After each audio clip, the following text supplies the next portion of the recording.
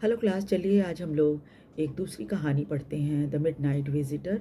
ये कहानी एक जासूसी कहानी है जो कि ऑजेबल नाम के एक जासूस की है और जिसके कमरे में मैक्स नाम का एक घुसपैठिया घुस जाता है ताकि उसके उसके महत्वपूर्ण रिपोर्ट को चुरा सके, है ना। ऑजेबल के महत्वपूर्ण रिपोर्ट को चुराने के लिए आता है वो।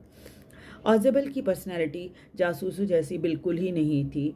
वह नाटा था, मोटा था और साधारण रंग रूप वाला व्यक्ति था। उसे एक महत्वपूर्ण रिपोर्ट हासिल करने की उम्मीद थी, इसलिए वो पेरिस के एक होटल में ठहरा हुआ था। एक युवा लेखक जिसका नाम फाउलर है उसे मिलने आता है, उससे कुछ मदद चाहता है।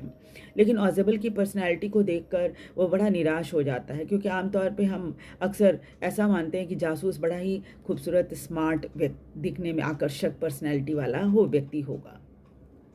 जैसे ही ऑजेबल और फाउलर कमरे में घुसते हैं, घुसपैठिया पहले से ही कमरे में मौजूद होता है और वो उनके ऊपर रिवॉल्वर तान लेता है और उनसे कहता है कि जो रिपोर्ट तुम्हारे पास आई है, जो इम्पोर्टेंट रिपोर्ट है, वो तुम मुझे मेरे हवाले कर दो।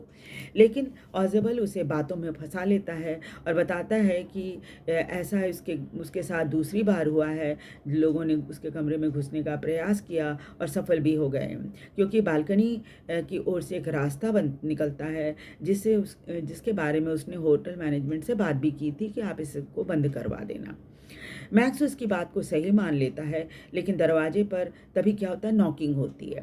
एक वेटर कुछ लेकर आया है उनके लिए और जो घुसपैठिया मैक्स है, मैक्सवेल, वो ये समझ लेता है कि इसने पुलिस बुलवा ली है। वेटर की मदद से, होटल मैनेजमेंट की मदद से पुलिस बुलवा ली है।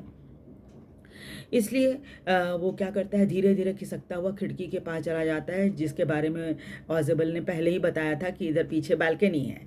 तो जो मैक्सवेल है वो धीरे धीरे खिसकता हुआ खिड़की के पास जाता है और बिना बाहर की तरफ देखे हुए वो उधर कूद जाता है। और सच्चाई तो ये थी कि वहाँ कोई ऐसी बालकनी थी नहीं। और इधर क्या होता है, और मैक्सवेल जो है वो खिड़की से बाहर गिर जाता है और अंत में उसकी मौत हो जाती है। कहानी हमें ये सिखाती है कि अपनी समझदारी और तुरंत फैसला लेने की शक्ति कई बार हम में होनी चाहिए, क्योंकि कई बार क्या होता है, बुरी परिस्थिति में भी हम उससे बच पाते हैं। साथ ही बाहरी रंग रूप को देखकर हमें किसी व्यक्ति के बारे में ओपिनियन नहीं बनाना चाहिए, क्योंकि व्यक्ति का व्यक्तित्व जो है वो हो सकता है वैसा ना हो जैसा आपने सोचा था। वीडियो आपको कैसा लगा? वीडियो को लाइक और सब्सक्राइब जरूर कर दीजिए। Thank you very much.